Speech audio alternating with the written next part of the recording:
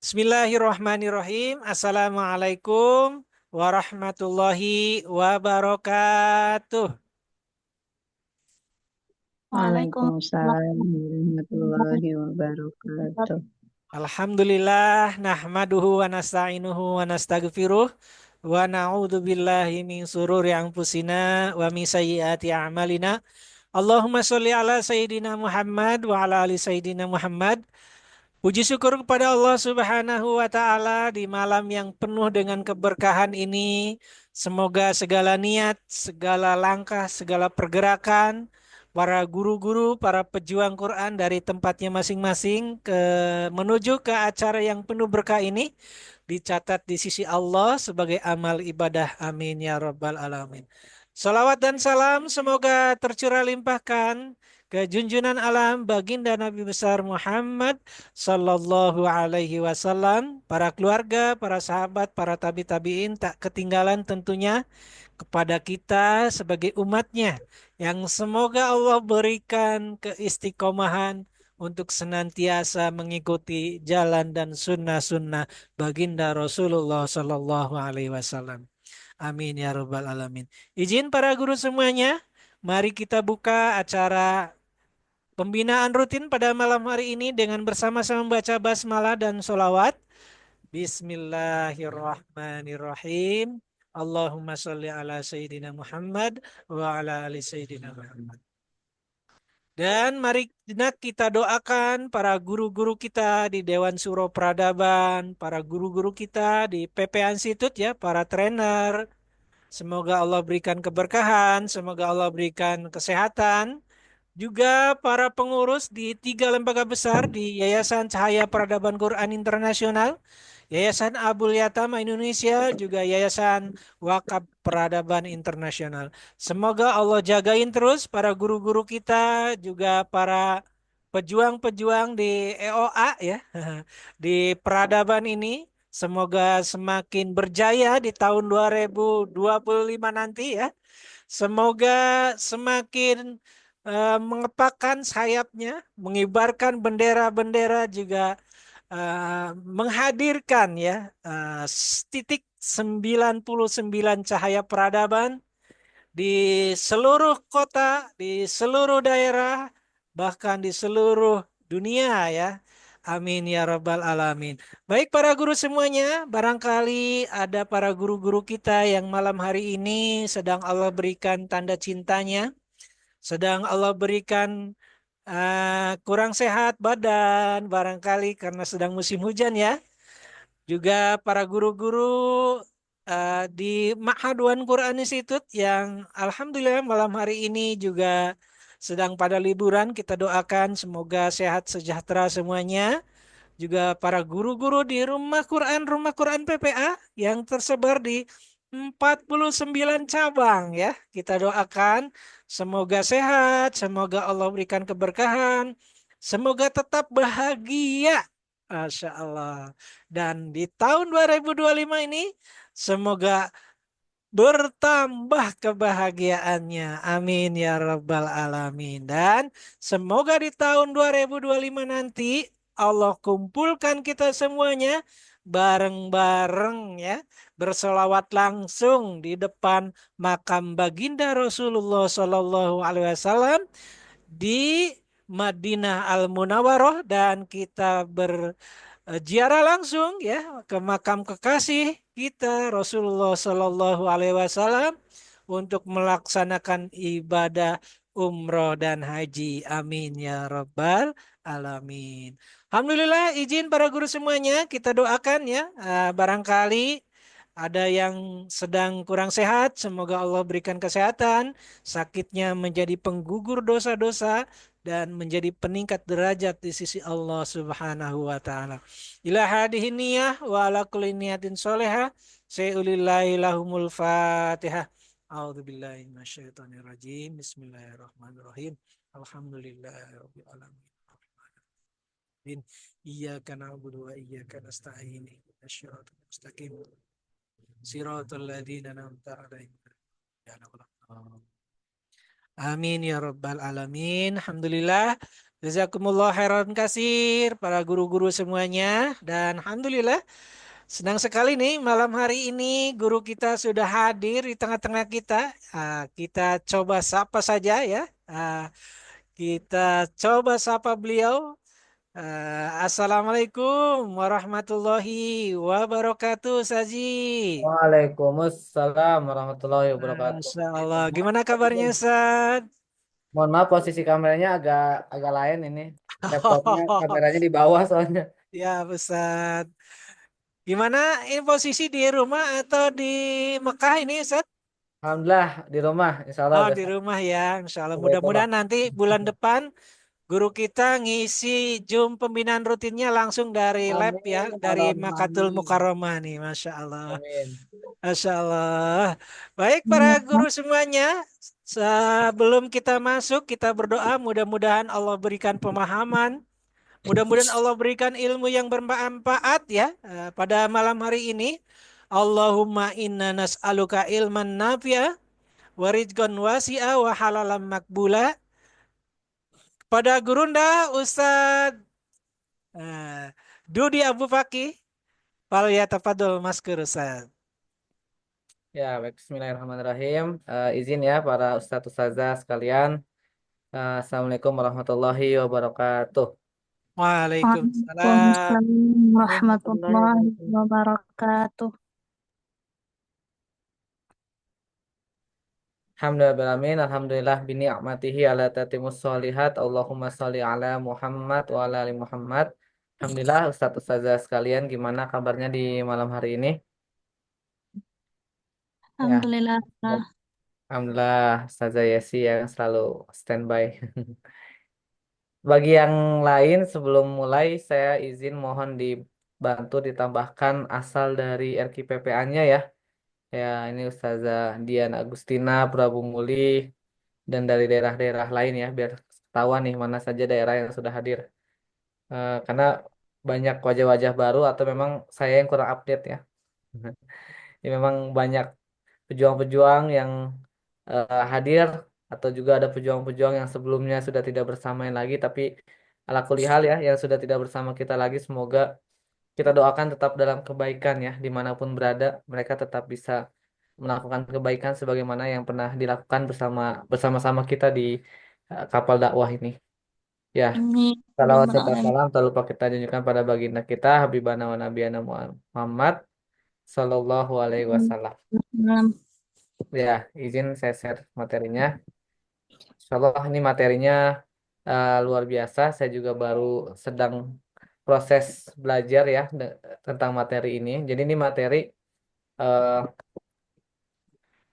ya udah keluar belum? Sudah kelihatan? Udah Ustadz, Ya, sudah. Alhamdulillah. Ya, jadi ini materi itu sebetulnya materi sertifikasi ya. Sertifikasi. Jadi saat ini saya sedang mengikuti sertifikasi namanya sertifikasi HOP. Holistic Property Education. Jadi saya izin juga dari ustadz-ustadznya, dari para gurunya untuk menyampaikan ini juga dan memang sudah disampaikan, boleh disampaikan ke yang lain. Jadi hanya eksklusif ya. Eksklusifnya kenapa? Karena nanti materinya tidak di-share hanya untuk yang hadir di sini di Zoom. Jadi si PDF-nya ini khusus kalaupun dibagikan itu harus yang sudah mengikuti pelatihannya. Seperti itu. Jadi ini pelatihan plus sertifikasi selama 2 pekan. Jadi pertemuannya itu ada 5 kali sebetulnya. Jadi di malam hari ini baru pertemuan pertama dan ini baru tentang eh, dasar-dasarnya ya. Apa saja apa sih nanti akan dipelajari di certified ini Holistic Property Education. Nanti kita sama-sama belajar. Nah ini di bab pertama pertemuan pertama ini akan di bab dasarnya. Kalau ibaratnya saya mengibaratkan itu rumah ya sebuah bangunan maka dalam sebuah bangunan itu kan sebelum kita membangun eh, apa namanya membangun yang lain-lainnya kayak genteng dan yang lain-lainnya kita harus bangun dulu dasarnya pondasinya yaitu tiang-tiangnya gitu. Nah ini pondasinya itu di bab pertama pertemuan pertama. Jadi insya Allah ketika nanti Pak Haji Taskam ya meminta kembali insya Allah nggak kehabisan materi karena ini ada 5 materinya, dan satu kali pertemuan ini luar biasa. Saya biasa ngikut itu paling paling minimal banget 1 jam sampai 1 jam setengah, dan sangat padat ya. Saya sambil juga mereview kembali materi ini. Jadi kalau eh, malam hari ini saya declare dulu ya, apa namanya, bahwa kalau tidak sempat sampai akhir karena ini ada 24 halaman di pertemuan pertama aja, kita mungkin akan lanjutkan di pertemuan pertama part 2 gitu ya. Gitu. Jadi nanti kalau ayah bunda, ustadz ustazah sekalian juga mau mengikuti pelatihan ini, silakan boleh nanti informasikan ke saya. Saya bukan pengurusnya saat ini, saya masih pesertanya, tapi nanti saya akan hubungkan ya. Jadi ini memang pelatihannya diadakan setiap bulan. Nama lembaganya Lembaga Pelatihan LPK Fakih Fiddin ya. Pusatnya ada di Sumatera. Sumateranya saya lupa di mana ya, kalau nggak salah beliau tuh Batam atau ya, Batam gitu kalau nggak salah, di Batam, Kepulauan Riau. Ya, alhamdulillah saya sudah 2 kali. Jadi saya sedikit sharing dulu ya sebelum menyampaikan materi ini. Saya sudah 2 kali mengikuti pelatihan dan sertifikasi di LPK ini. Ini jadi yang CHOP ini adalah pelatihan yang saya ikuti kedua kalinya. Yang di bulan kemarin November saya mengikuti tentang mental health, namanya CMHCS, Certified Mental Health Counseling Specialist. Ya, gitu. Jadi untuk menjadi konselor, apa namanya, bukan konsultan ya, beda konsultan dan konselor ya, yang melakukan konseling lah, intinya berhak melakukan konseling setelah mengikuti pelatihan itu. Jadi setelah ngikutin pelatihan, nanti kita biasanya ada asesmennya, ada ininya, ada prakteknya. Nah, untuk yang kemarin CMHCS itu prakteknya itu konseling kepada klien ya. Ya, jadi itu yang CMHCS alhamdulillah udah lulus. Kalau yang ini saya belum lulus justru nih. Nah, bisa jadi nanti sambil saya menyampaikan hal ini ada berhubungan juga dengan teman-teman pengajar di RKPPA, karena untuk yang pelatihan C-Hop ini prakteknya itu bukan per orang ya. Beda tadi yang kalau yang konselor mental health itu kan per orang ya. Bahkan saking saya nggak nemu orangnya gitu. Kadang kan orang orang yang lagi punya penyakit kesehatan mental nyari konselornya. Kalau ini kebalikannya. Karena saya perlu praktek agar bisa lulus dapat sertifikasi itu. Karena kan nggak nemu, kan orang juga nggak bisa dipaksa. Kamu ceritalah ke saya gitu kan, nggak juga ya. Karena udah coba ikhtiar ke teman-teman sekolah juga, ternyata emang lagi nggak cocok juga waktunya. Akhirnya siapa yang jadi kliennya ya, istri saya sendiri. Jadi kliennya direkam itu di video, dan ada form assessment dan lain-lainnya. Nah, untuk yang Cihop ini saya menyampaikan di awal kenapa? Karena bisa jadi saya yang justru butuh bantuan nih, satu saja sekalian. Insya Allah, karena prakteknya itu bukan per orang tapi per lembaga. Jadi nanti eh, untuk mendapatkan sertifikasi ini ada waktu 1 atau 2 minggu ke depan. Saya dikasih tugasnya itu, eh, si apa namanya, si peserta ini membantu lembaga-lembaga kayak yayasan, sekolah, atau mungkin RKPPA itu membuat RPP ya, RPP berdasarkan materi yang disampaikan di pelatihan ini gitu. Jadi nanti ada 1 2 mungkin yang saya minta RKPPA yang memang mau eh, jadi tanda kutip ya, bukan kelinci percobaan ya, tapi jadi apa, sekolah yang memang eh, siap nanti dibantu disusun RPP-nya gitu ya.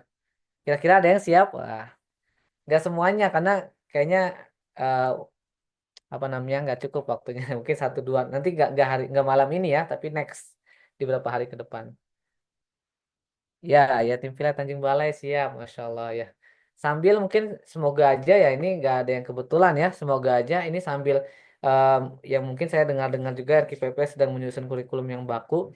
Semoga ini memang jalan dari Allah untuk kita sama-sama bisa membakukan ya kurikulum yang ada di RKPPA. Kalau dia ya tim Village di Abulia Tama memang sedang menyusun itu, bahkan bertahun-tahun menyusunnya ya, dari zaman almarhumah Umi Lia berapa tahun ke belakang nyusun bareng saya, bareng dulu Kang Ahmad, Kang Angga, dan yang lain-lain sebagainya, tim TFI Bogor, sampai sekarang itu masih berlanjut gitu. Termasuk mungkin RKPPA yang harapannya kita punya eh, RPP atau kurikulum yang baku ya. Artinya apa? Artinya ketika dari orang luar itu melihat santri-santri kita dimanapun berada, baik di Tanjung Balai, Prabu Muli, nanti dia ke Madiun, atau ke Makassar, atau ke Gorontalo, Kalimantan, dan lain sebagainya, itu punya standar yang sama anak-anaknya. Nah, itulah kelebihan kalau kita punya RPP atau kurikulum yang baku. Ya, harapannya seperti itu. Siap jadi gajah percobaan. Ya, alhamdulillah nih Tanjung Balai dan Pagar Alam siap ya. Saya keep dulu ya dua daerah yang insya Allah semoga setelah ini apa saya bisa bantu sama-sama menyusun ya. Ya, baik. Langsung aja tanpa berpanjang-panjang lagi kita sama-sama belajar Bismillahirrahmanirrahim bagaimana membangun paradigma pendidikan Islam. Ya, karena saat ini ya, saat ini banyak sekali di luar sana ya para praktisi-praktisi pendidikan gitu ya, para penyusun-penyusun kurikulum atau kita juga sebagai pengajar, mungkin ada yang masih di antara kita bangga dengan kita memakai kurikulum atau kita bangga dengan pakai sistem pendidikan yang diajarkan oleh orang-orang Barat gitu ya. Sedangkan dari Islam, agama kita itu sudah mengatur semua hal ya, segala aspek dalam agama itu dalam kehidupan ini sudah diatur oleh agama kita, termasuk eh, bab atau bagian yang paling krusial dalam kehidupan kita yaitu pendidikan. Karena pendidikan itu sangat mempengaruhi segala aspek lainnya. Ketika pendidikan dalam satu bangsa, satu negara itu baik, maka baiklah seluruh eh, negara, seluruh rakyatnya, seluruh warganya.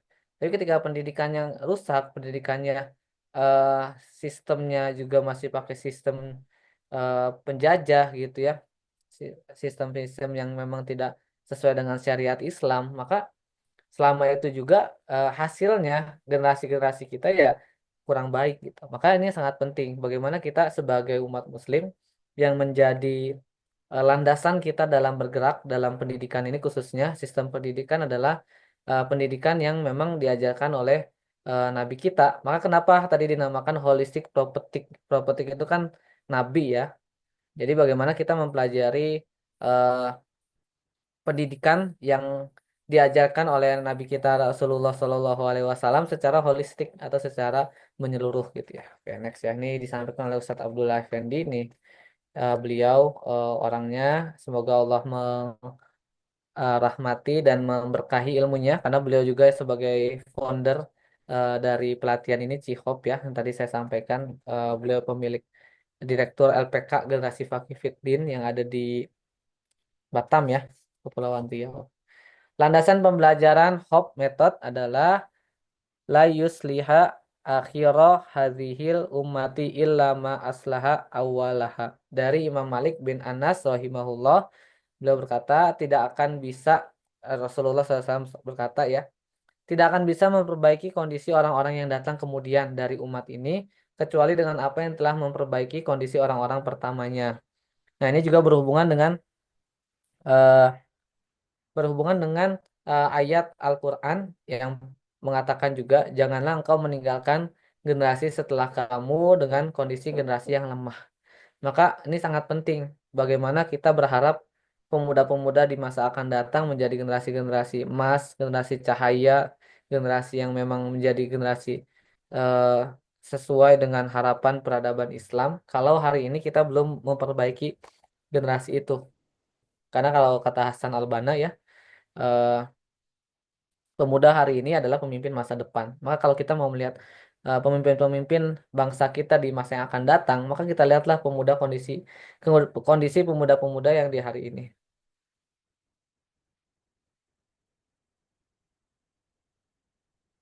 Ya, oke, next ya. Mohon maaf ya, nih menjawab WA dulu. Lalu generasi terbaik adalah hasil pendidikan terbaik. Nah, kan kita sering mendengar ya, ada di antara kita sering mendengar satu hadis ya, atau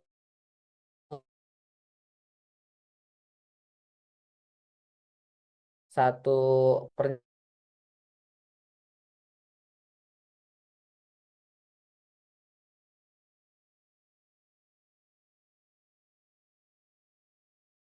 bersama dengan Rasulullah atau generasi tabiin ya. Ya, kenapa dia mereka menjadi generasi terbaik? Pertanyaannya, seringkali kita hanya berhenti sampai sana ya, sampai hadis itu saja gitu. Kita seringkali me- apa mengiyakan ya gitu. Kita belajar itu sampai sampai di titik situ saja. Eh, Generasi terbaik adalah generasi yang umat terbaik adalah ketika yang mereka bersama Rasulullah. Udah sampai situ aja. Padahal kita dikasih sama Allah eh, apa pikiran atau otak ya, itu untuk mentafakuri. Kenapa pada akhirnya dalam Al-Qur'an banyak sekali ayat yang menjelaskan di ujungnya fal yatadabbarun afala yatatafakkarun gitu ya. Kenapa engkau tidak mentadaburi? Apakah engkau tidak mentafakuri? Lalu pertanyaannya, kenapa mereka menjadi generasi terbaik? Jawabannya adalah karena mereka berasal dari hasil dari pendidikan terbaik. Dan pendidikan terbaik itu eh, dicontohkan oleh siapa? Oleh manusia terbaik, yaitu Rasulullah Shallallahu Alaihi Wasallam. Yang pertama kita eh, pelajari dulu hakikat ilmu. Hakikat ilmu ini adalah diajarkan pertama kali. Jadi ilmu itu sebagaimana kalau kita ngajarkan ke anak-anak kita gitu ya, ditalaki gitu ya. Ini kan ayatnya di surat Al-Baqarah ayat 31 yang dimana menjelaskan Allah ini mengajarkan langsung kepada manusia pertama gitu ya, Nabi Adam alaihissalam. Wa 'allama Adamal asma'a kullaha summa aradahu 'alal malaikati faqala ambiuni bi asma'iha ulai angkung ing kuntum shodiqin. Pada saat itu Allah mengajarkan pada Nabi Adam ini namanya apa, ini namanya apa, ini eh, apa ini fungsinya apa apa makhluk hidup ini apa namanya, itu langsung diajarkan oleh Allah. Jadi hakikat ilmu itu datangnya itu dari Allah langsung turun kepada anak para nabi ya, nabi Nabi Adam melalui juga malaikat, lalu juga disampaikan kepada Rasulullah SAW dan eh, adalah jadilah panduannya yaitu Al-Quran dan As-Sunnah. Lalu tujuan ilmu itu apa? Kita seringkali apa namanya terfokuskan atau kita seringkali itu lebih memprioritaskan bagaimana cara ngajarinnya, teknisnya gimana sih cara ngajarin yang baik gitu ya, cara ngajar anak yang efektif tuh gimana. Tapi kita lupa pondasinya. Nah, ini jangan lupa ya, yang awal pertama kali menjadi pondasi kita dalam mengajar itu adalah tujuan atau kenapa kita mengajarkan ilmu tersebut. Nah, tujuannya kita belajar itu sebetulnya apa sih gitu ya? Boleh di kolom chat dijawab ya. Kira-kira kita selama ini belajar yang kita sampai sekarang udah jadi guru juga, udah 30-40 tahun sudah belajar dari kecil gitu. Tujuan kita ada belajar itu apa kira-kira dari satu saja, sekalian boleh dijawab di kolom chat. Selain yang ada di slide ya. Kira-kira sebelum nanti akan disampaikan sebetul hakikat kita belajar itu berilmu itu apa? Yang selama ini dipahami itu apa? Boleh di kolom chat, ditunggu. Ya, saya husnuzon ini lagi pada ngetik ya. Soalnya ini yang nyalain dari tadi baru Ustazah Yesi sama tadi satu lagi. Ustazah siapa nih? Ya, silakan di kolom chat boleh dijawab hakikat kita belajar, tujuan kita belajar itu apa? Ya, nggak apa-apa sambil berjalan ya. Ya, karena nanti tidak akan di-share ya materi saya sampaikan disclaimer dulu nih di awal tidak akan di-share karena ini materi khusus untuk pelatihan. Ya, ada yang mau bantu men-sharingkan? Nah, ini ada di chat. Menghilangkan kebodohan. Nah, Pak Haji lagi yang jawab. Untuk menambah ilmu, ya Ustazah Dian Agustina. Perintah Allah. Nah, kalau itu alasan kita belajar karena perintah Allah. Tapi eh, tujuannya apa? Ya, terima kasih ya sudah bantu menjawab Ustazah Dian, Ustazah Yesi, dan Ustazah Aan Nur Hasanah. Mencerdaskan. Oh, Masya Allah ini eh, negarawan banget ya. Hmm. Mencerdaskan kehidupan bangsa. Kalau dengar kata mencerdaskan itu pasti teringat dengan UUD. Ya, pada hakikatnya betul ya, nggak ada yang salah yang disampaikan oleh Ustadz Ustazah sekalian. Tapi pada hakikatnya yang sejati, yang paling utama kita belajar atau mengajarkan ilmu kepada anak-anak kita, itu menangkap dan menyangkut Ya, insya Allah. Terima kasih ya sudah menjawab. Jadi hakikatnya sebetulnya adalah ilmu itu adalah bekal menuju ketaatan sempurna kepada Allah. Saya ulangi ya. Jadi kita mendapatkan ilmu, mengajarkan ilmu, atau kita belajar ilmu dari para guru-guru kita, hakikatnya adalah sebagai bekal kita menuju ketaatan sempurna kepada Allah. Maka pertanyaannya, kalau orang yang udah belajar jauh-jauh, SMA 12 tahun, tambah tambah S1-nya 4 tahun, 16 tahun, tambah kalau dia lanjut S2-nya 2 tahun atau 3 tahun, berarti 18 tahun, dia udah belajar belasan tahun, bahkan sampai puluhan tahun, tapi dia masih melakukan, mohon maaf, maksiat, masih melakukan korupsi, merugikan negara, maka sudah bisa kita simpulkan bahwa dia nggak paham atau dia tidak mendapatkan tujuan sebenarnya mendapatkan ilmu. Ya, makanya juga menjadi tamparan buat kita ya sebagai guru. Kalau kita sudah tahu ilmunya, tapi kita masih melakukan dosa yang seharusnya nggak boleh dilakukan gitu. Maka ilmu itu tidak berhasil atau kita tidak berhasil dalam bertolabul ilmi karena tujuan kita bertolabul ilmi, kita mendapatkan ilmu sejatinya adalah kita semakin taat kepada Allah.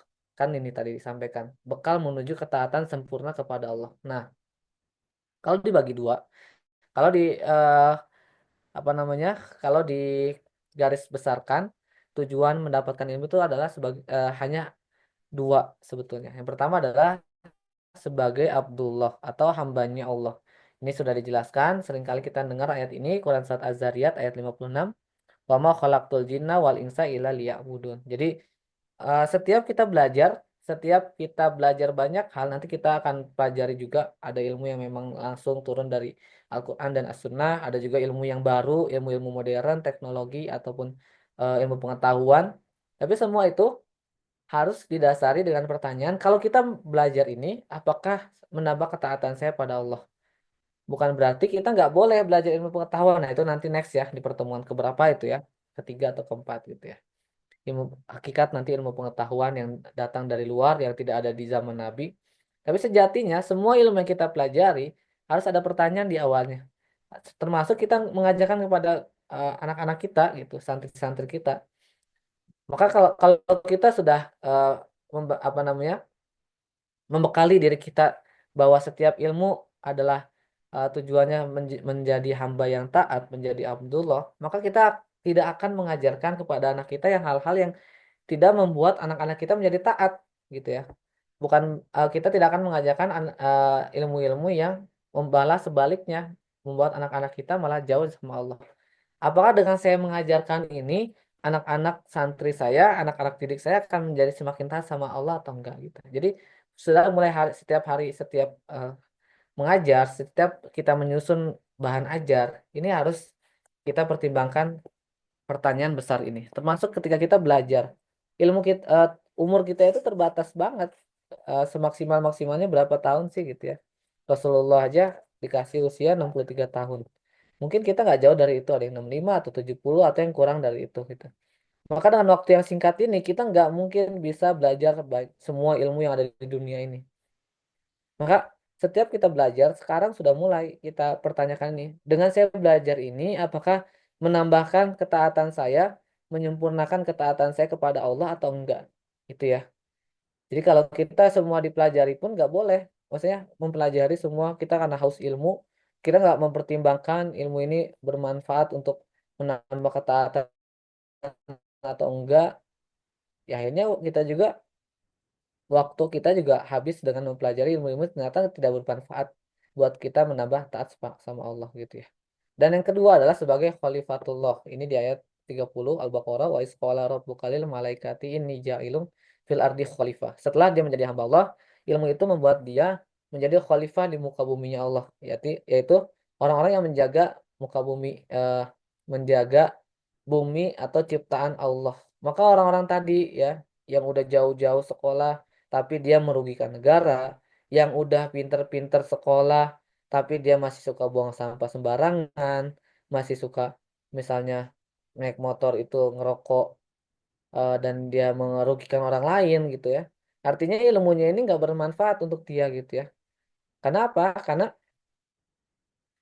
selain dia sebagai hamba Allah, dia juga ketika mendapatkan ilmu itu orientasinya adalah dia menjaga buminya Allah gitu ya. Saya pernah mendapatkan satu kalimat gitu ya di satu tempat ya.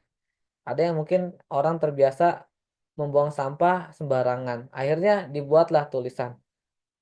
Percuma S1 apa SD, SMP, SMA, S1, S2 kalau kamu hari ini masih buang sampah sembarangan. Karena hakikat ilmu adalah itu gitu ya. Kita menjaga menjaga buminya Allah gitu. Maka ini harus kita pegang landasannya sebagai Abdullah, hamba Allah dan sebagai Khalifatullah. Dengan apa kita memahami peran Abdullah dan Khalifatullah? Nah, ini ada di surat Al-Ahzab ayat 21. Dengan mengikuti contoh dari suri tauladan terbaik, yakini Rasulullah Shallallahu alaihi wasallam. Laqad kana lakum fi Rasulillahi uswatun hasanah. Dari mana kita bisa belajar menjadi Abdullah dan Khalifatullah? Sudah jelas dari sumbernya yang terbaik, yaitu dari orang yang paling terbaik di muka bumi ini adalah Rasulullah Shallallahu alaihi wasallam.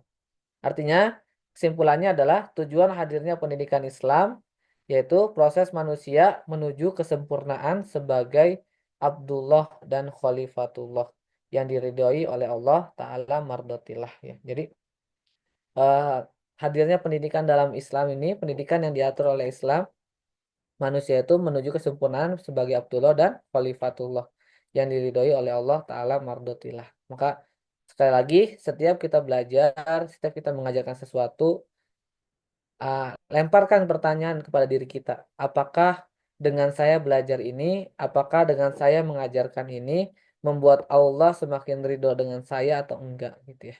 Kalau saya belajar ini malah semakin jauh. Karena banyak juga ya, nggak sedikit ya. Mohon maaf ya, ada juga yang ternyata menghafal Quran itu dengan cara di alam bawah sadar. Kalau saya mohon maaf yang kurang setuju ya, mungkin ada satu saja yang juga mempelajari ya, saya sebut aja namanya NLP ya. Saya kurang sepakat dengan yang NLP itu. Kenapa? Karena bayangkan ya, orang yang menghafal Quran di bawah alam sadarnya, dan ketika dia sadar, maka dia nggak akan sadar untuk menghafal Quran, paham nggak? Kalau kita ngafal Quran ya alami aja, harus sesuai dengan kesadaran anaknya, dengan sesuai akalnya, ada akil, ada balik, apakah dia udah betul-betul dari hadir dari dalam dirinya untuk menghafal Quran. Kalau anak-anak memang bisa cepat, jadi satu pesantren itu yang menghafal Quran dengan di alam bawah sadarnya dengan NLP tadi, hipnotafis ya sebutnya. Hipnotafis itu dia memang cepat ya. Kalau yang harusnya ngafal Quran 30 juz yang mungkin harus setahun, 2 tahun, ini mungkin hanya beberapa bulan karena dia bisa disetting pikirannya biar dia eh, di alam bawah sadarnya bisa menghafal Quran. Tapi itu yang bahayanya adalah ketika itu sudah tidak aktif lagi gitu. Nah, walaupun ini dibalut dengan keislaman itu, ini diajarin di pesantren, disebutnya hipnotafis tadi. Tapi jangan sampai ini keluar dari syariat Islam gitu ya. Karena tidak sedikit juga sudah banyak yang membuktikan bahwa di alam bawah sadar itu banyak melibatkan makhluk-makhluk goib gitu ya. Maka ini jangan hanya sekedar dibalut dengan Islam ya. Semua yang dibalut atau dijual dengan nama Islam pun dengan agama ya pasti laku ya. Ini yang paling ramai emang menjual dengan agama. Bisnis dengan bisnis ini sudah diikuti oleh para ustadz gitu. Masa kamu enggak? Ternyata pas dilihat-lihat MLM. MLM ini kan nggak boleh, udah jelas. Jadi kita jangan cuma sekedar oh ini udah dapat ini kok udah dapat fatwa. Yang didapatkan fatwanya itu si bisnis itu misalnya adalah apa namanya fatwa si bisnisnya memang halal yang dijualnya halal. Tapi sampai ke dalam-dalamnya apa udah dapat fatwanya atau belum gitu, udah dapat opini syariahnya atau belum? Ternyata belum kan. Kalau dia terus turun turun turun turun. Tapi kita berdalih oh ini udah diikutin oleh Pak Ustadz gitu ya. Patokan kita siapa tadi kembali lagi ya. Patokan kita adalah Al-Quran dan As-Sunnah dan Al-Quran dan As-Sunnah contoh kita manusia terbaik adalah Rasulullah SAW gitu. Bukan berarti kalau salah satu ustadz ikut eh, bisnis tersebut, ikut salah satu teori tadi atau metode yang mungkin digembor-gemborkan ini sesuai dengan syariat, bukan berarti itu menjadi patokan itu sudah sesuai dengan syariat gitu ya. Maka sekali lagi kita belajar dan mengajarkan ilmu ini semata-mata untuk menjadi Abdullah dan Khalifatullah yang diridhoi Allah. Masya Allah ini baru halaman pertama ini udah panjang banget ya. Baik, ini kita udah mulai lebih mendalam lagi penjabaran misi penciptaan. Jadi dari tujuan utama dalam pendidikan Islam ini sebagai Abdullah dan Khalifatullah, kita akan jabarkan lagi. Sebagai Abdullah, manusia memiliki kewajiban untuk beribadah dan taat sepenuhnya kepada Allah. Peran ini menekankan bahwa manusia adalah makhluk yang diciptakan untuk menyembah Allah, mengikuti perintahnya, dan menjauhi larangannya dalam segala aspek kehidupan. Jadi intinya ketika kita memahami peran kita sebagai Abdullah, kita menyadari bahwa kita adalah hamba Allah yang secara sadar beribadah dan taat sepenuhnya kepada Allah.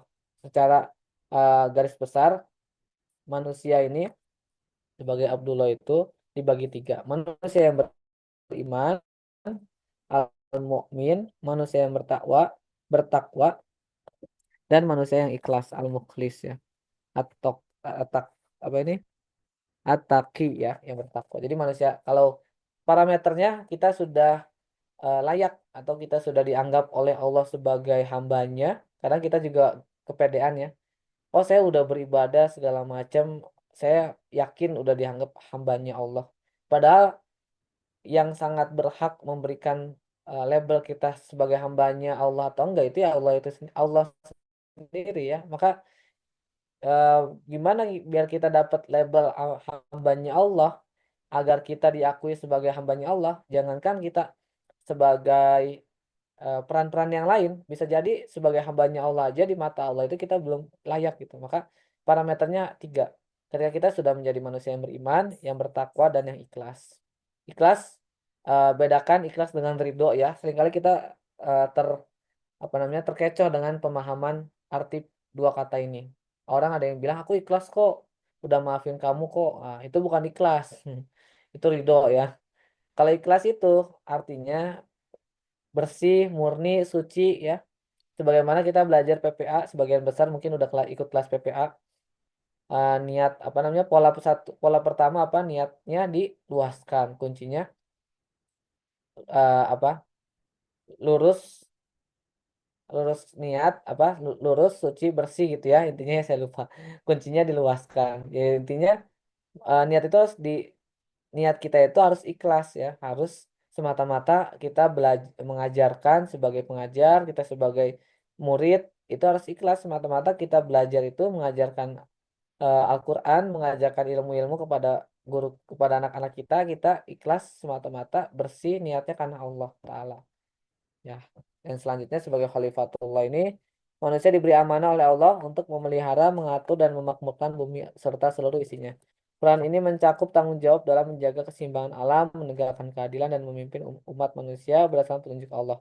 Kalau sebagai Khalifatullah kita parameternya adalah menjadi manusia yang beribadah, manusia yang berdakwah dan manusia yang bijaksana. Gak modus. Ya betul. Kita nggak belajar itu nggak modus biar dibilang orang yang soleh nggak modus biar kita nanti apa namanya eh ya dilabeli oleh eh, masyarakat kita sebagai sebagai guru yang baik gitu itu kan modus ya kalau kita berharap imbalan bayaran boleh atau enggak kira-kira boleh apa enggak ya ikhlas bukan berarti nggak harus semuanya nggak dibayar nggak juga gitu ya yaitu sebetulnya kan kita sebagai manajemen maka kita nanti eh, khususnya di sini ya mungkin sebagai pengurus-pengurus inti nanti ada bab lain tentang upah dalam memberikan upah kepada pengajar Quran justru di antara pengajar-pengajar ilmu-ilmu lainnya yang seharusnya mendapatkan upah tertinggi atau terbesar itu adalah mereka yang mengajarkan Al-Quran gitu ya bukan berarti menjual ayat-ayat Al-Quran, ayat-ayat Allah enggak gitu ya. Ini beda lagi ya, beda bab ya.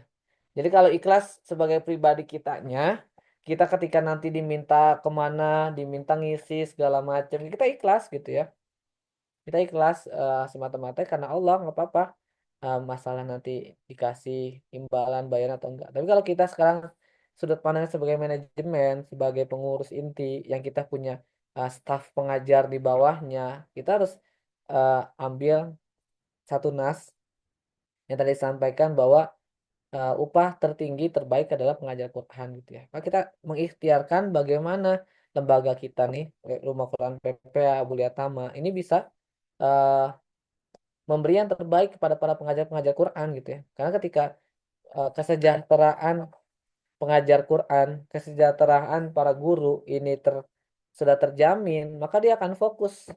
Fokus apa? Fokus dalam mendidik anak-anaknya. Kenapa seringkali bukan berarti anak guru itu nggak kompeten, bukan berarti guru itu nggak tahu ilmunya. Maka akhirnya anak-anaknya nggak berhasil, anak-anaknya nggak maksimal. Bisa jadi karena memang guru itu kompeten, tapi karena dia nggak fokus, karena dia eh, belum terpenuhi kesejahteraannya, kebutuhan dapurnya, maka ketika ngajar pun jadi setengah-setengah gitu. Maka ini menjadi reminder banget ya. Kemarin juga di Abdul Yatama disampaikan oleh eh, Prof. Sigit ya, beliau sebagai praktisi atau ahli dalam pemberdayaan, gurunya para lembaga-lembaga zakat menyampaikan bahwa Amil itu harus sejahtera gitu ya. Amil itu harus sejahtera. Kalau dia mau memberi yang terbaik buat lembaganya, kita harus sejahterakan amilnya dulu gitu. Bahkan amil itu harus jadi profesi utama, nggak boleh amil itu jadi sampingan gitu. Termasuk dalam hal ini saya berbicara dengan para pengajar Quran, guru itu jadi profesi utama, bukan jadi sampingan gitu, bukan di sela-sela waktu gitu ya. Makanya kenapa banyak di antara guru-guru kita dulu mungkin ya, yang mungkin bayarannya nggak seberapa, tapi dia tetap dengan sepenuh hati, dengan maksimal menjalankannya karena mengajar itu menjadi panggilan hatinya gitu ya. Maka itu, yuk sama-sama ini menjadi reminder kita ya, bagaimana kita dalam mengajarkan Al-Quran ini, mengajarkan ilmu-ilmu yang sesuai dengan syariat ini harus bisa optimal. Kita sebagai pribadi harus ikhlas dan kita sebagai manajemen harus memberi yang terbaik. Dalam surat Ali Imran ayat 110, kamu adalah umat yang terbaik yang dilahirkan untuk manusia. Jadi kita di antara umat-umat lainnya Allah sudah menyampaikan bahwa kitalah yang terbaik ya. Menyuruh kepada yang ma'ruf dan mencegah dari yang mungkar dan beriman kepada Allah. Khairu ummati ukhrijat linnasi. Jadi kita semua dan kita juga harus memberikan rasa optimisme kepada santri-santri kita bahwa kita itu kamu itu adalah umat terbaik yang Allah sudah lahirkan gitu ya. Ketika ada anak-anak kita yang mungkin insecure gitu ya, anak-anak kita, anak-anak santri kita yang mungkin nggak percaya diri, aku tuh nggak percaya diri ustazah gitu, aku tuh kayak di rumah juga suka dikucilkan dibandingkan oleh oleh orang tua aku sendiri, suka dibandingkan dengan kakak aku, dengan adik aku, mereka lebih baik, aku enggak gitu. Mau kita sampaikan kamu adalah umat yang terbaik yang dilahirkan gitu untuk manusia gitu. Ketika kita mendapati anak yang seperti itu, kita ingatkan dia bahwa kamu hari ini nanti akan menentukan di masa yang akan datang, dan di masa akan datang kamu bisa jadi adalah pemimpin-pemimpin umat gitu. Karena kamu dilahirkan untuk menjadi manusia yang umat yang terbaik untuk manusia lainnya. Itu maka jangan sampai anak-anak santri kita ketika sudah cerita kita dan dia berharap dikuatkan oleh kita, kita malah menambahkan dia menjadi lebih down gitu ya. Gitu. Oke, next. Penetapan Rasulullah sebagai pendidik berdasarkan nas Al-Quran dalam surat Al-Jumu'ah ayat 2. Ini kita akan bedah satu-satu. Wallazi ba'asa fil ummina rasulam minhum. Jadi yang pertama 4 poin pendidikan Islam itu adalah, saya dulu ini ketutupan saya ini sama ini. 4 poin pendidikan Islam dalam surat Al-Jumu'ah ayat 2, rasulam minhum, ada pengajarnya atau pendidiknya. Yang selanjutnya wa yuzakkihim wa yuallimuhumul kitaba.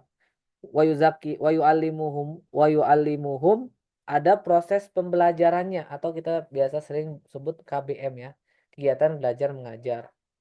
Ya atau mungkin kalau santri atau RKPPM ada kata lainnya TPQ atau TPA, proses pembelajarannya ya. Intinya ada proses pembelajaran. Ada pengajar tapi pengajarnya nggak ngajarin apa-apa, berarti dia nggak ada wayu alimuhum, nggak ada proses pembelajarannya. Setelah itu pengajarnya ada, eh, proses pembelajarannya ada tapi nggak ada bahan ajarnya. Gurunya juga bingung dia mau ngajarin apa. Itu dalam surat Al-Jumu'ah disampaikan dengan apa kalimat Alkitabah wal hikmah, bahan ajarnya. Gurunya ada, terus anak-anaknya udah siap belajar tapi bahan ajarannya nggak ada, kan juga bingung.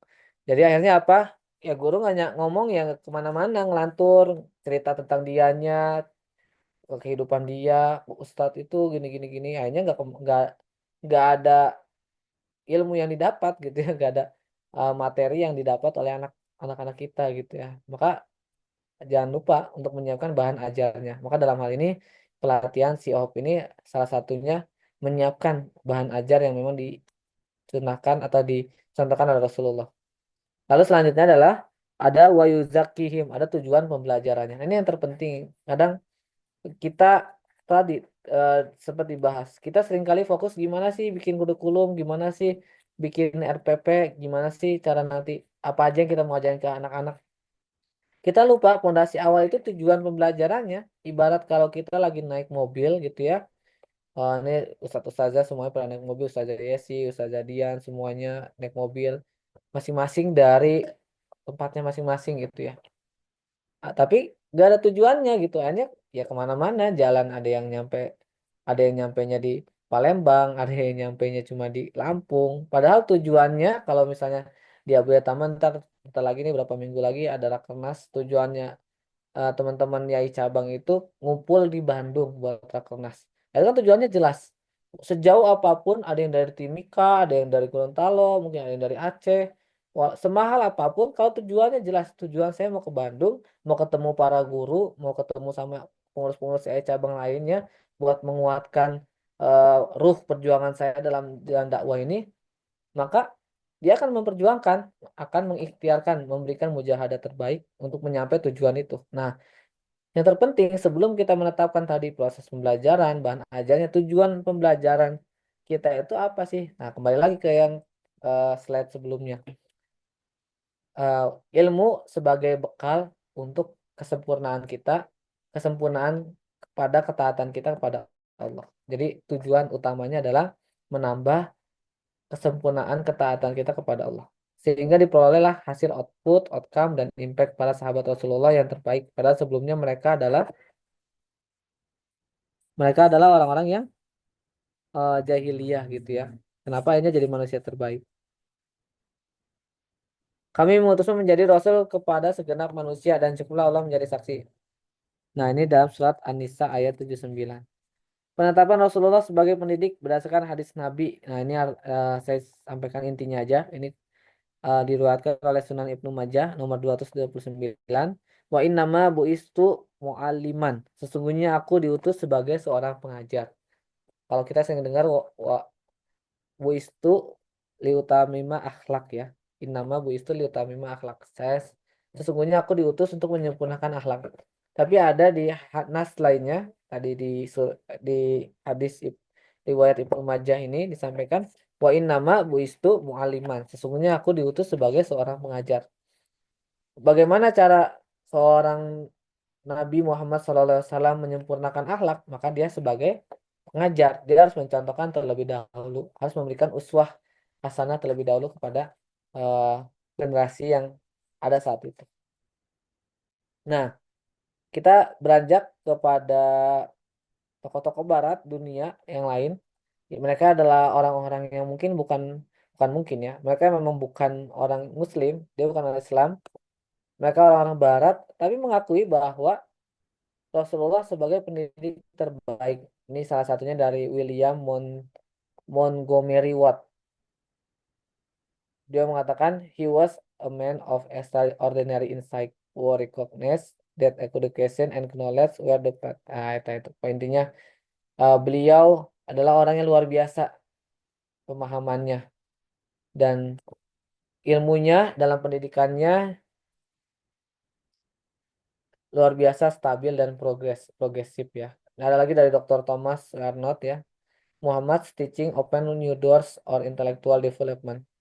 Pengajaran pendidikan Nabi Muhammad membuka pintu baru dalam intelektual dan dalam pengetahuan dan juga dalam civilization itu kan dalam berkehidupan sosial ya, insya Allah ya. Jadi diakui oleh para tokoh-tokoh dunia. Bahkan salah satu penulis di Barat ini juga orang Nasrani, Michael Hart ya. Dia menulis 100 tokoh paling berpengaruh di dunia dan dia menempatkan bukan yang pertama itu bukan Isaac Newton, bukannya Charles Darwin atau bukannya Yesus ya, dalam hal ini mungkin kalau kita Nabi Isa atau yang lainnya. Tapi beliau menempatkan Muhammad Shallallahu Alaihi Wasallam, Nabi kita. Kenapa? Karena ketika Rasulullah ditarbiyah oleh Allah selama 40 tahun, disiapkan untuk menjadi manusia terbaik, untuk menjadi pendidik terbaik, dan hanya diberikan, kenapa saya bilang hanya? Karena itu waktu yang cukup singkat, hanya diberikan waktu 23 tahun. Dari fase kerasulan diberikan saat usia 40 tahun sampai 63 tahun, itu kan berarti ada waktu 23 tahun dalam mensiarkan mendakwakan ajaran agama Islam. Dalam waktu yang sangat singkat, tapi dampaknya, impactnya, efeknya itu sangat luas sampai hari ini kita lihat by data bahwa umat Muslim itu menjadi agama terbesar kedua ya, walaupun Nasrani masih yang pertama. Yang kedua, dan mengubah seluruh aspek kehidupan saat itu. Peradaban Arab yang saat itu sangat jauh dari eh, apa namanya, dari peradaban manusia, dari apa dia terkenal dengan jahiliyahnya gitu ya.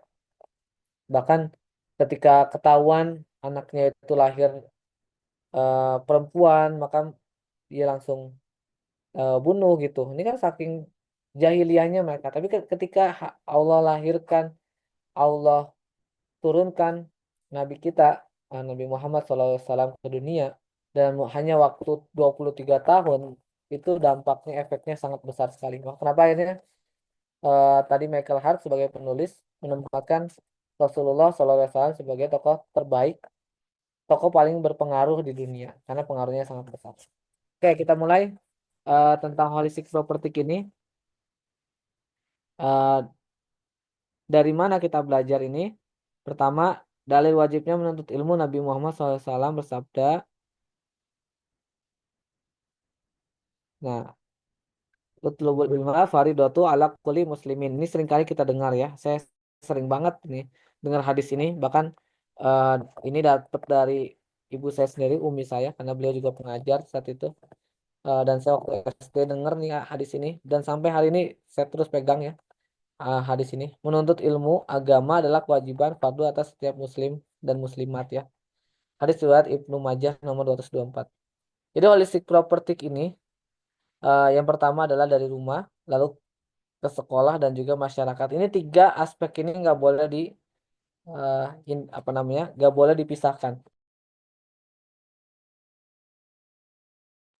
Jadi tiga aspek ini nggak boleh dipisahkan. Sinergi positif fungsional pendidikan. Jadi jangan sampai ada di antara kita sebagai orang tua murid, lalu kita menyekolahkan atau memondokkan, menyekolahkan anak kita di pesantren, dan kita memiliki mindset anak kita ya udah titipin ke guru-guru kita.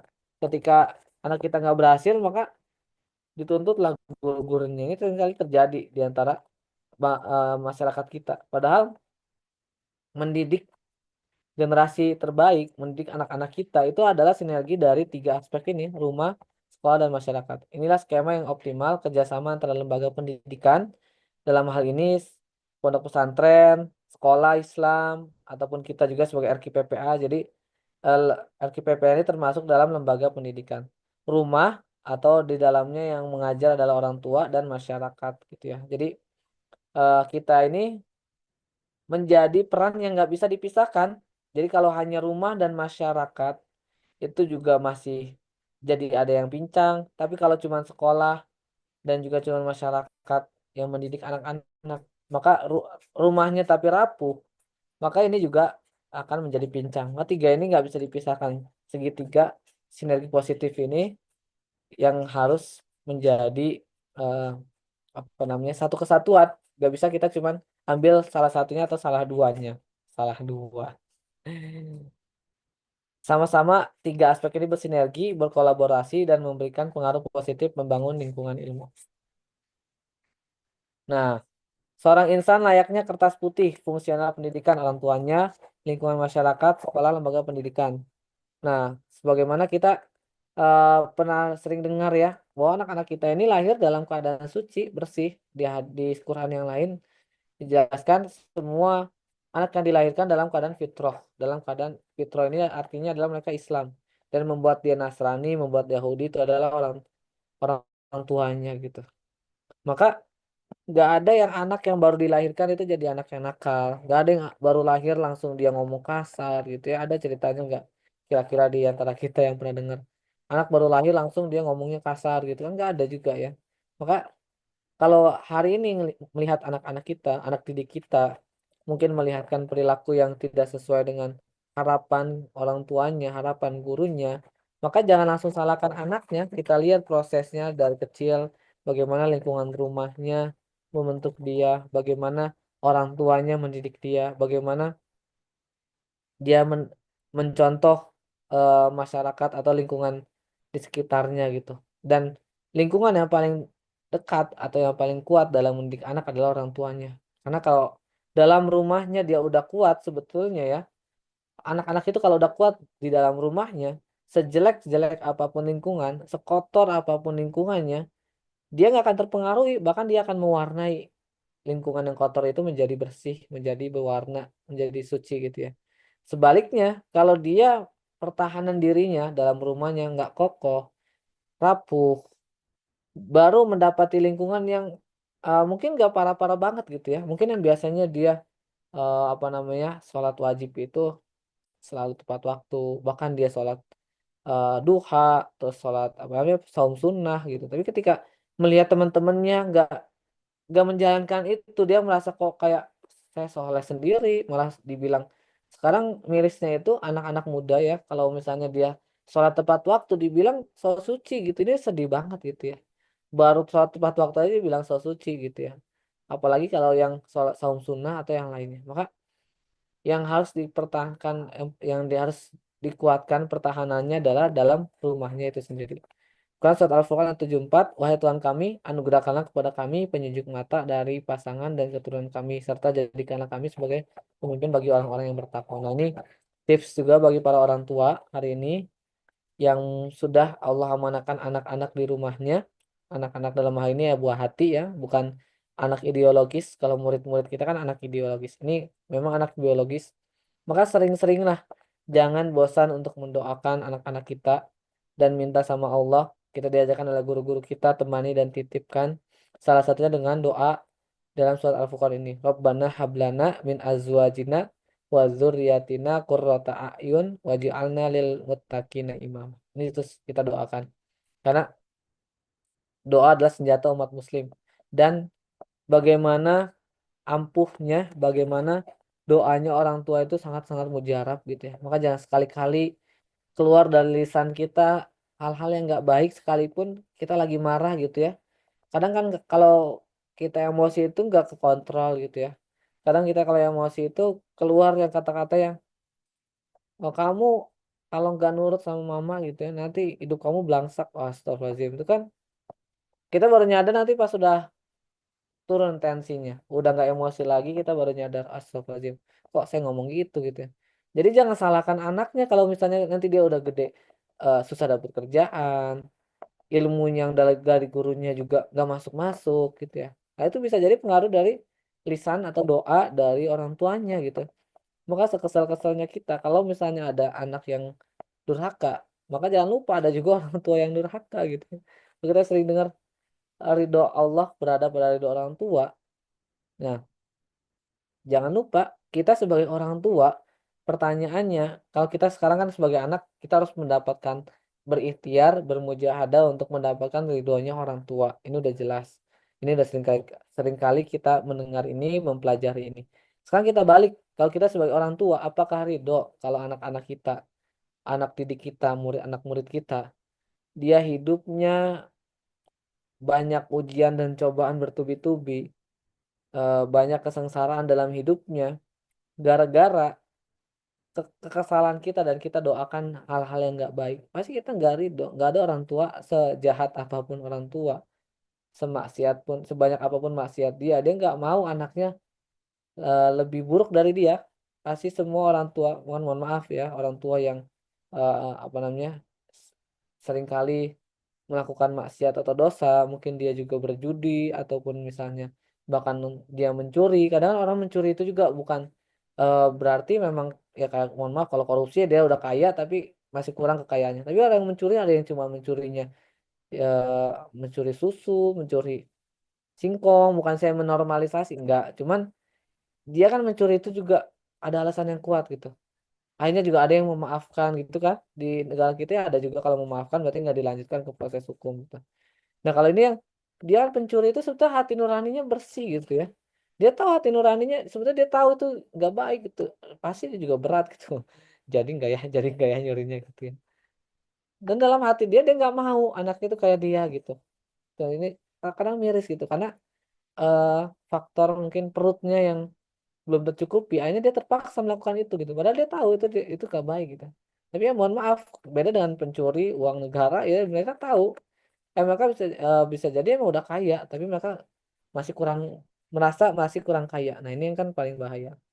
Bukan berarti saya membenarkan tadi ya dalam hal mencuri, tapi artinya sejelek-jelek apapun ya orang tua pasti berharap anaknya itu lebih baik dari dia.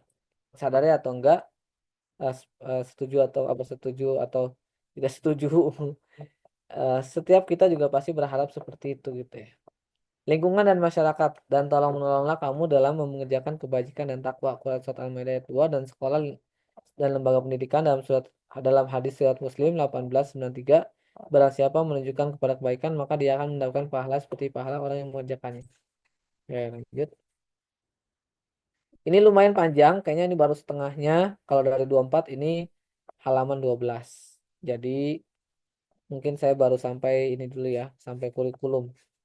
Jadi ini masih panjang banget nih. Tingkat urgensi pendidikan Islam, tingkat usia dalam perspektif ulama gitu ya. Definisi kurikulum secara umum dan yang lain-lain ini masih panjang banget. Maka kita sepakati dulu ya. Malam ini kita sampai ini dulu karena lumayan emang. Kalau saya tuh biasa mulai gak jam 8 malah setengah 8 sampai jam 10 itu kan 2 jam setengah ya. Kita kan mulai jam setengah 9. Ini udah 1 jam. Jadi emang kalau standarnya satu materi itu satu pertemuan 2 jam. Maka saya izin ya kita sepakati di malam hari ini nanti pertemuan yang pertama ini kita eh, setengahnya dulu. Nanti semoga kalau ada kesempatan lagi kita akan lanjutkan. Lalu apa maksud kurikulum? Jadi kurikulum ini sebetulnya memang dari kata bahasa Latin ya, memang bukan dari bahasa Islam. Tapi secara etimologi kata kurikulum berasal dari bahasa Latin curriculum yang berarti jalur balapan atau lintasan yang harus ditempuh. Nah, ini kayak di gambarnya ya, ada orang yang balapan. Dalam konteks pendidikan, istilah ini diadopsi untuk menggambarkan perjalanan atau proses pembelajaran yang harus dilalui oleh siswa. Makanya kenapa kadang ini menjadi PR besar ya, bahkan negara yang menjadi apa namanya pen- yang memiliki tanggung jawab terbesar dalam memikirkan pendidikan dalam negaranya, dalam satu bangsa, yaitu para pemangku-pemangku kebijakan. Sehingga kita dengar kan, ganti presiden, ganti menteri pendidikan, ganti kurikulum gitu. Karena memang kita masih terus mencari gitu. Padahal kalau kita mau apa namanya berani eh, berbeda dari jalur yang biasa gitu. Kalau ini kan ibaratnya kurikulum itu sebagai perjalanan atau proses pembelajaran. Ya, ibaratnya tadi lintasan yang harus ditempuh gitu. Kalau kita mau mengambil lintasan yang lain gini, kalau istilahnya suatu perlombaan ya, ibarat suatu perlombaan, kita main di lapangan mereka, maksudnya lapangan mereka ini lapangan orang-orang Yahudi. Lalu mau apa namanya? Wasitnya dari mereka juga orang Yahudi. Dan kita sebagai pemainnya di sana. Gimana pun kita protes, kalau kita masih main di lapangan mereka, maka ya itu gak akan membuahkan hasil gitu. Kalaupun didengar ya nggak akan terlalu didengar. Maksudnya apa? Kalau kita mau berani apa namanya berbeda out of the box gitu ya, berani mengambil resiko gitu ya, berani eh, apa mengambil jalur berbeda dari yang mainstream, karena mainstream di kita dalam hal ini sistem pendidikan di negara kita ini kan yang rata-rata sekolah umum itu kan lebih banyak ya, kalaupun ada sekolah Islam itu mungkin 20-30%, tapi 70-80% itu sekolah umum masih memakai kurikulum mereka, masih memakai gaya belajar mereka, maksudnya orang-orang Yahudi, gaya-gaya penjajah dulu ya. Yang memang negara kita, masyarakat kita dibuat sengaja jadi mohon maaf ya, jadi tidak intelek gitu ya. Jadi bodoh gitu, tetap bodoh. Maka kenapa akhirnya Jangan salahkan akhirnya ketika pemilu kemarin banyak yang masih mau memilih calon yang kalau dia ngasih serangan fajar 50.000 dipertaruhkan untuk 5 tahun gitu. Kenapa akhirnya masih banyak yang menang? Masa masih banyak akhirnya eh, pemimpin-pemimpin daerah yang sebetulnya secara kompeten jauh dari calon yang lain misalnya gitu. Ya karena udah dari akar-akarnya ini yang memang seharusnya diperbaiki gitu ya. Sistem pendidikannya, sistem demokrasinya gitu ya dan yang memang ini bukan sistem dari Islam. Maka salah satu ikhtiar kita mendirikan atau memperjuangkan adanya rumah Quran PPA di daerah-daerah kita. Ini adalah salah satu ikhtiar untuk kita membuat lapangan sendiri gitu, membuat eh, wilayah sendiri, membuat rules-nya sendiri yang memang itu yang diajarkan oleh Nabi kita Rasulullah SAW. Makanya akhirnya bermunculanlah sekolah-sekolah Islam terpadu, sekolah alam Islam gitu ya. Kita seringkali juga mendengar kutab gitu ya. Kalau di Bandung itu ada beberapa kutab yang paling terkenal mungkin kutab Al-Fatihnya Ustadz Budi Ashari atau di kutab-kutab yang lain. Ini kan akhirnya mereka mengambil kurikulum yang diajarkan oleh Rasulullah. Padahal kurikulum dalam Islam itu cuma jelas hanya ada dua, iman dan Al-Quran gitu. Al-Quran dan iman gitu. Dua ini sudah udah sangat cukup gitu ya. Al-Quran dan As-Sunnah ya udah sepaket gitu. Jadi Al-Quran, As-Sunnah dan iman. Kalau dua ini udah diajarkan di masa kemasan anak itu sebetulnya udah sangat cukup banget gitu ya. Baru nanti di SMP dia dijuruskan gitu ya. Dia mau di ini apa gitu. Walaupun kita seringkali mengambil contoh kurikulum terbaik, sistem pendidikan terbaik dari mana Finlandia gitu ya. Mungkin sekarang juga lagi rame sistem pendidikan dari Korea gitu. Saya kemarin melihat ada alat pembelajaran dari Korea yang sekarang diterapkan, dijual secara bebas di Indonesia.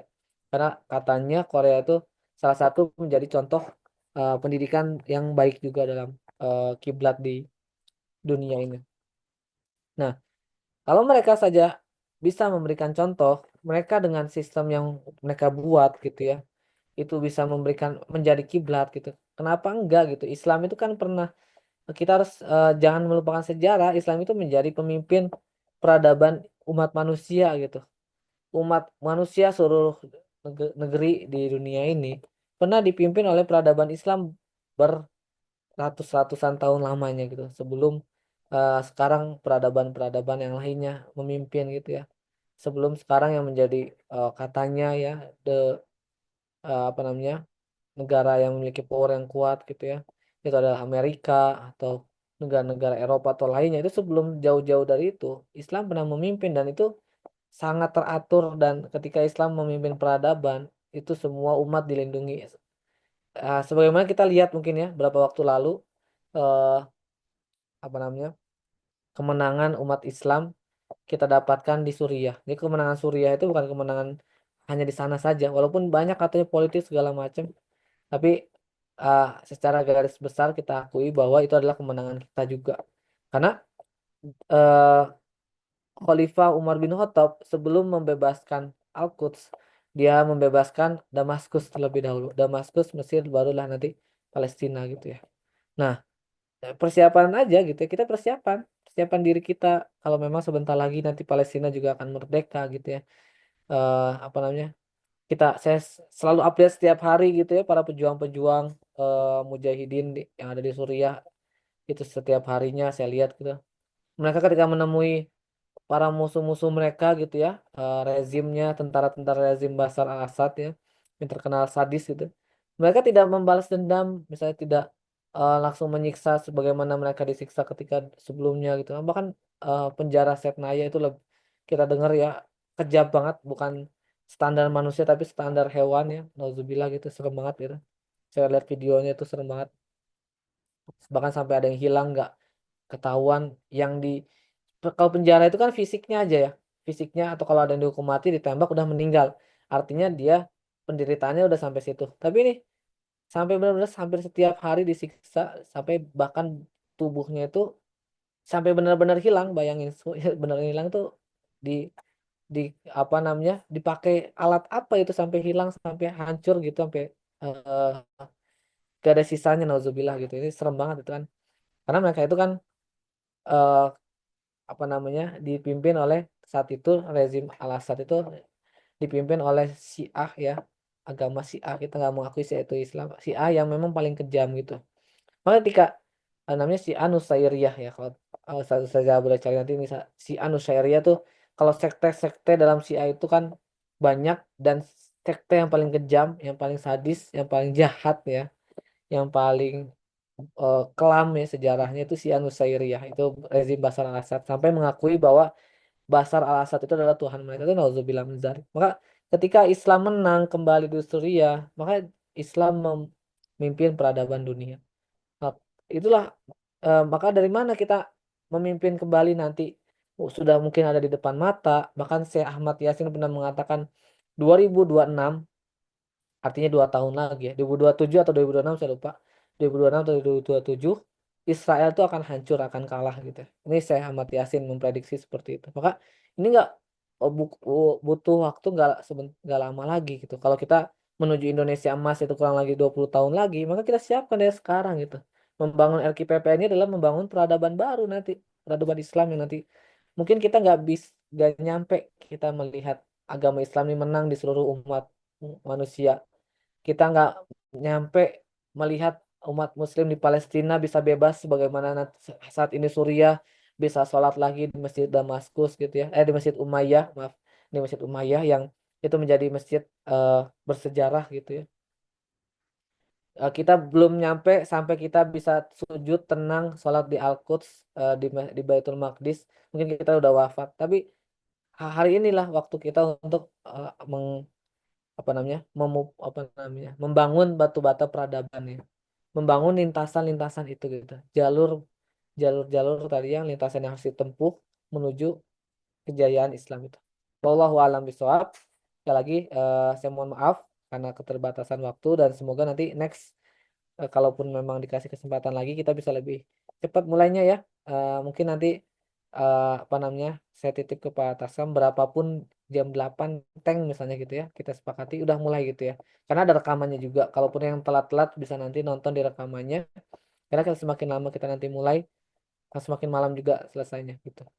Nah ini Masya Allah materi yang luar biasa. Saya menganggap ini sangat sayang kalau nggak di-sharingkan. Tapi kalau memang mau ikut secara full, boleh silakan. Nanti Pak Tasam boleh mengarahkan ke saya. Nanti saya arahkan juga ke sana gitu ya. Kalau ikut pendidikannya aja kurang lebih 100 ribuan ya, ikut pelatihannya 5 hari itu. Tapi kalau plus sertifikasi dengan prakteknya tadi menyusun RPP segala macam, dan kita berhak mendapatkan sertifikasi HOP tadi itu kurang lebih 350 ribu gitu. Dan itu pun ada jangka waktunya 3 sampai 5 tahun. Jadi 3 sampai 5 tahun harus diperbaharui sertifikasinya. Itu aja.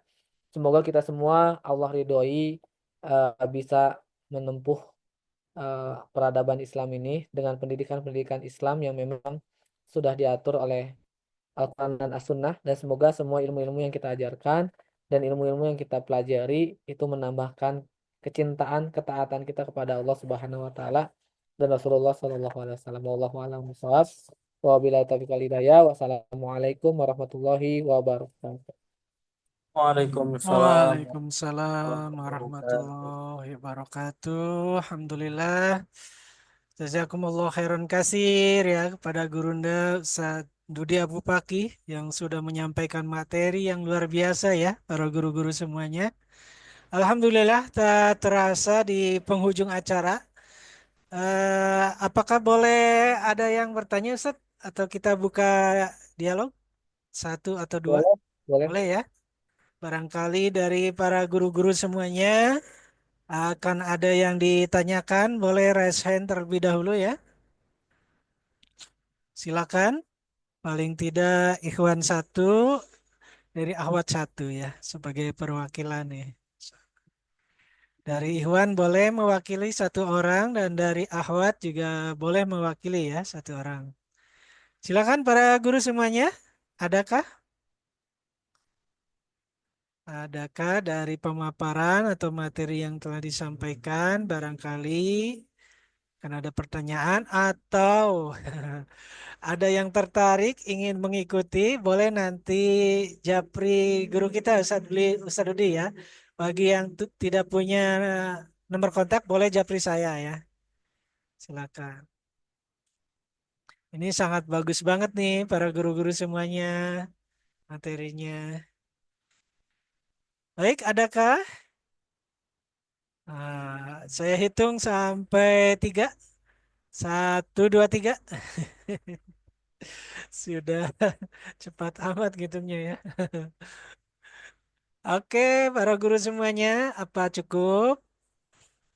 Biasanya kalau udah larut malam cukup ya, karena memang malam hari ini kita mulainya agak sedikit malam karena memang sengaja ya biar nambah banyak. Insya Allah nanti untuk pekan depan agak kita percepat ya teman-teman, para guru-guru semuanya. Bila mana yang sudah sholat Isya selesai segera masuk Zoom ya. Biar kita mulai lebih awal, insya Allah lebih baik ya. Tidak terlalu larut malam nih. Cek, cek, cek. Adakah dari para guru? Kalau tidak ada, baik. Sebelum kita tutup, barangkali dari guru kita ada kata-kata penutup atau closing statement. Apa dulu, Ustaz? Udah sih tadi Pak Haji. Sudah ya? Udah. Karena ini Baik. memang belum ditutup materinya kan masih pertengahan. Iya. Insya Allah semoga kalau ada kesempatan bisa sharing lagi yang pertemuan 1 part 2 ya. Jadi belum belum lanjut ke pertemuan kedua sebetulnya. Gitu Pak Masya Haji. Allah. Baik para guru semuanya, mudah-mudahan Allah berikan kita kesempatan, berikan usia ya, terus membersamai juga para guru-guru di pembinaan rutin cabang Rumah Quran PPA. Mudah-mudahan insya Allah di pekan berikutnya kita akan melanjutkan berarti sesi 2 ya. Insya Allah dengan guru kita Ustadz Dudi Abu Fakih. Baik para guru semuanya di penghujung acara, Alhamdulillahirabbil alamin. Saya mengucapkan terima kasih, mohon maaf yang sebesar-besarnya. Dan Alhamdulillah malam hari ini sudah mulai rame. Mudah-mudahan ya pekan depan akan nambah rame lagi.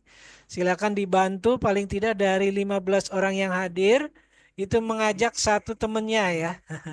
Paling tidak silakan diajak para guru-guru yang lain satu orang mengajak satu orang. Kalau hari ini 15 berarti pekan depan ada 30 ya, 30 orang. Karena masing-masing kita dikasih tugas untuk mengajak yang terdekat ya. Boleh teman kita pasti satu profesi ya, sama-sama ngajar di situ, silakan diajak.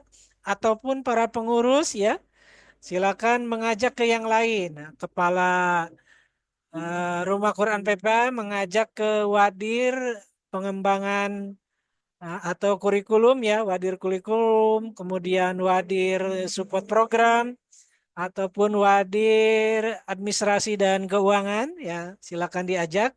Mudah-mudahan dengan kita saling mengajak, saling hadir dan menghadirkan satu sama lain, insya Allah semangatnya akan tumbuh lagi, semangat giroh untuk bertemu, belajar bareng dengan para guru-guru di pusat ya, juga para guru-guru seluruh cabang Rumah Quran PPA, nambah semangat lagi ya para guru-guru semuanya. Baik, kita akhiri kalau memang sudah tidak ada pertanyaan, kita ucapkan hamdalah bersama-sama. Alhamdulillahirabbil alamin dan istighfar sebaik-baik istighfar. Astagfirullahaladzim, astagfirullahaladzim, astagfirullahaladzim. Dan mari kita sempurnakan dengan doa kifaratul majlis. Subhanakallahumma wa bihamdika asyhadu an la ilaha illa anta astaghfiruka wa atubu ilaik. Sekali lagi kami yang bertugas pada malam hari ini mohon maaf yang sebesar-besarnya dan terima kasih, semoga sehat selalu. Kita tutup. Assalamualaikum warahmatullahi wabarakatuh. Waalaikumsalam warahmatullahi wabarakatuh. Terima kasih. Sehat, sehat. Ditutup para guru semuanya untuk rekaman insya Allah ya. Saya coba rendering dulu ya. Insya Allah coba kita nanti ke YouTube. Ya, mudah diakses. Terima kasih. Dinikmati para guru semuanya. Assalamualaikum.